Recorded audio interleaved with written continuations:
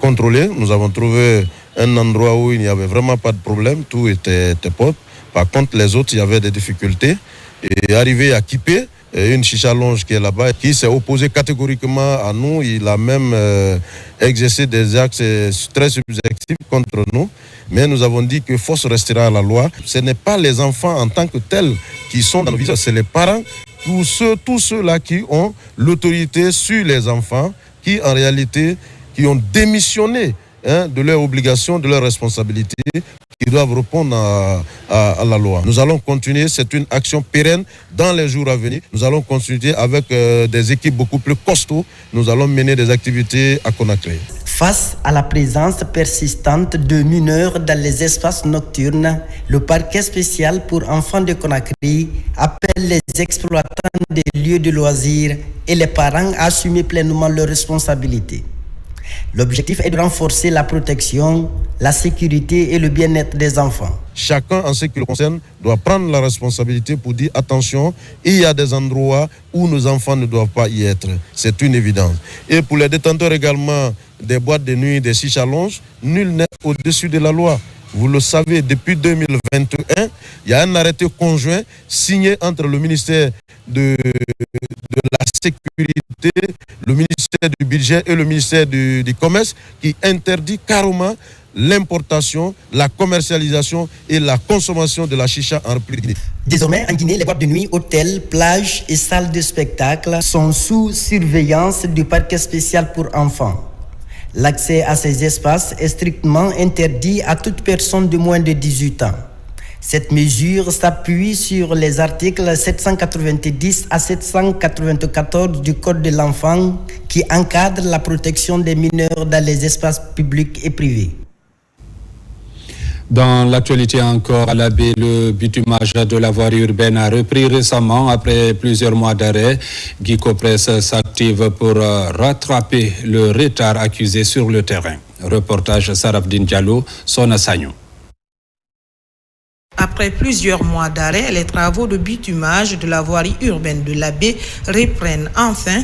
Les opérations sont relancées dans le quartier Konkola, premier point d'attaque du chantier. L'entreprise en charge assure vouloir mener les travaux jusqu'au bout sans nouvelle interruption. On était sur le terrassement. Le terrassement est pratiquement fini à 6 km. Ça a déjà terrassé. On a imprégné 4 km 500.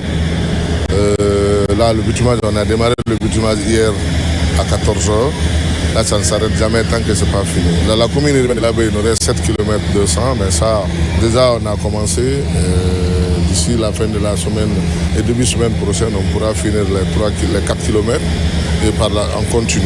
Déjà, il y a 4 km 500 qui est prêt déjà à recevoir le goudron.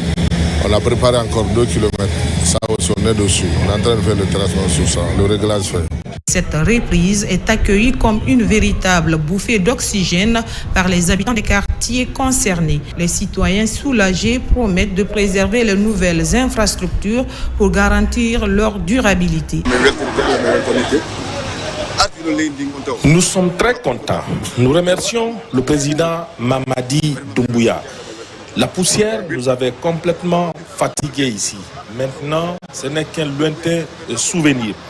Nous prenons l'engagement de protéger cette infrastructure car elle constitue de l'or pour nous. Aujourd'hui, je suis très content de ce travail. Je remercie le président d'Islam, Mamadi Doumbouya. Je le remercie très bien au niveau du travail là. Aujourd'hui, nous sommes fiers de lui. Nous remercions le bon Dieu que cette transition ça s'est bien passé. Et grâce à lui aujourd'hui, si tu as laissé ce travail, ça s'est passé très bien grâce à lui. Et l'Abbé n'est pas la seule bénéficiaire. Dans toute la région, d'autres voiries urbaines à Tougué, Koubia, Lelouma et Mali sont également en pleine phase de bitumage. Un vieux rêve des populations qui prend progressivement forme.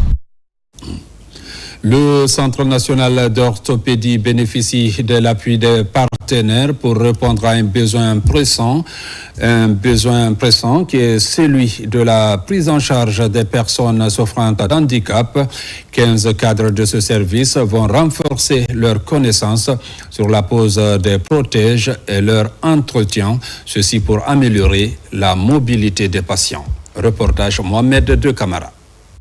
L'une des vocations du Centre national d'orthopédie est l'appareillage orthopédique des personnes victimes d'amputation. Compte tenu des priorités qui s'imposent au CNO, les responsables du ministère en charge des questions de vulnérabilité à travers la direction générale du CNO s'engagent dans la voie de renforcement des capacités des cadres techniques de ce service public de l'État guinéen. Une formation de 3 ans concerne 15 cadres en orthopédie et en rééducation fonctionnelle qualifiée. L'une des priorités du président de la République, c'est le renforcement des capacités nationales pour servir le pays en femmes et en hommes. Grâce à l'appui du ministère du Budget à travers sa direction générale, nous avons pu obtenir cet appui pour aller former 15 personnes orthopédistes et kinésithérapeutes qui vont venir servir le pays après une formation académique de 3 ans en République togolaise. Je suis dans une joie immense aujourd'hui. C'est un plaisir pour moi d'aller suivre cette formation afin de venir résoudre les problèmes de santé communautaire au sein de mon pays qui est la Guinée. Donc je tiens à remercier humblement le gouvernement guinéen. L'ambition de cette formation est claire, assurer la relève du personnel vieillissant, renforcer les compétences nationales et disposer à terme des ressources humaines hautement qualifiées. Le gouvernement veut mettre en place un système de formation pour que les compétences guinéennes puissent être renforcées, qu'on puisse avoir vraiment plus de main-d'œuvre qualifiée. Depuis plusieurs années, nous sommes à court de personnel kinésithérapeute au niveau du centre. Donc aujourd'hui, vous allez partir pour 3 ans et vous allez revenir suffisamment outillé avec toutes les compétences qu'il faut pour bien faire marcher ce centre. Depuis la création de ce centre en 1972, pour une première, il se distingue par le nombre inédit de bénéficiaires de cette formation au Togo, un engagement des autorités guinéennes de faire de l'inclusion des personnes handicapées une réalité dans le pays. Et puis la promotion de la paix au cœur d'un rendez-vous islamique à Diankana, dans Kankan. Il est organisé par les jeunes de Nabaya pour formuler des prières et invocations divines pour la stabilité dans le pays. Reportage Diamo Kaba. À la périphérie de Kankan, Diankana, la cité islamique accueille l'épilogue d'une période intense de lecture du Saint-Coran.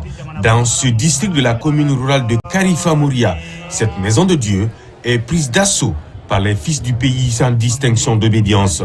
Avec la répétition des invocations, des récits inspirants et d'autres phrases à la gloire d'Allah, la tradition se perpétue pour le bonheur du pays et du chef de l'État Mamadi Doumbouya. Sacrifice pour la République de Guinée, sacrifice pour le général Mamadi Doumbouya dans la continuité de ses œuvres. Ils ont réfléchi, ils ont fait appel aux érudits de bataille des 24 villages pour qu'ils se retrouvent aujourd'hui pour la lecture du Saint-Coran et pour la réussite du grand sacrifice.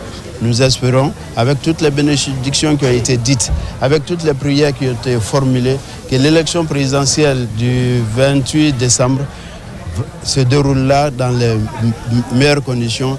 Cette initiative fédératrice est une aubaine pour le vivre ensemble. Elle est aussi facteur de cohésion sociale pour que règne la tranquillité à travers le pays avant, pendant et après la présidentielle du 28 décembre 2025. Dans cette maison de Dieu, chacun se fait entendre pour l'union sacrée de tous les fils du pays. Nous sommes à la mosquée, la première mosquée de Diankana, la grande mosquée. Donc je sais que ceux qui vont dire ici, Dieu va entendre et Dieu va les écouter. Parce que Diankana, c'est un village béni, un ancien village. C'est pas pour rien. Tout ce que Baté organise, ça commence à Diankana. Et si Diankana se lève aujourd'hui pour bénir pour notre président, pour la Guinée, pour la paix, Dieu va exaucer. Derrière cet esprit de paix, le maintien d'un climat social apaisé pour une Guinée unie et prospère. Chaque Guinéen est invité par les initiateurs à veiller jour et nuit comme une sentinelle du vivre ensemble. L'objectif de ces grandes retrouvailles, religieuse reste et demeure la promotion de la cohésion sociale. Promotion de la paix toujours au quartier qui se sort dans la commune de Matoto. Les fils ressortissants de Morodou, résidant à Conakry, se sont retrouvés autour de la paix. À cette occasion, des prières collectives et des bénédictions sont dites dans le but d'invoquer l'unité au sein de la communauté. Le point avec Noumousso Diakité. Les ressortissants de la sous-préfecture de Morodou, préfecture de Mandiana, se rassemblent pour une prière en faveur de la paix en Guinée. C'est aussi l'opportunité de rappeler l'importance de préserver les valeurs traditionnelles et la paix sociale dans le pays, tout en évoquant les défis auxquels les citoyens de Morodou font face au quotidien. Les jeunes ont pris l'engagement de se retrouver, discuter des problèmes de développement, des problèmes socio-culturels pour impulser le développement. La sous-préfecture de Morodou a de nombreux défis à relever. Nous sommes en manque d'infrastructures scolaires. Sur le plan aussi d'infrastructures routières, la route est très difficile à pratiquer. Malgré les efforts fournis, les moyens sont quand même très limités. Donc on ne peut que prendre des initiatives en allant vers l'État pour qu'il vienne nous assister pour la réalisation de nos différents projets. Des membres d'autres régions sont invités à cette cérémonie. Ils se réjouissent de voir des personnes de différents horizons se rassembler autour d'un même objectif, la paix. Ce que j'ai vu ici, j'apprécie. J'ai eu à apprendre les traditions et les autres coutumes. C'est le signe de l'unité, parce que l'unité commence dans la famille. Ça se lâche au niveau de la communauté, préfecture, région et enfin au niveau de la Guinée entière. Donc il faudra vraiment qu'on continue à faire les choses pareilles. Cette prière est un moment de partage et de communion, mais surtout un appel à l'action pour mieux répondre aux besoins et aspirations des habitants de la sous-préfecture de Morodou. Mesdames, Messieurs, c'est la fin de cette édition. Merci de l'avoir suivi et bonne suite de programme sur la télévision nationale.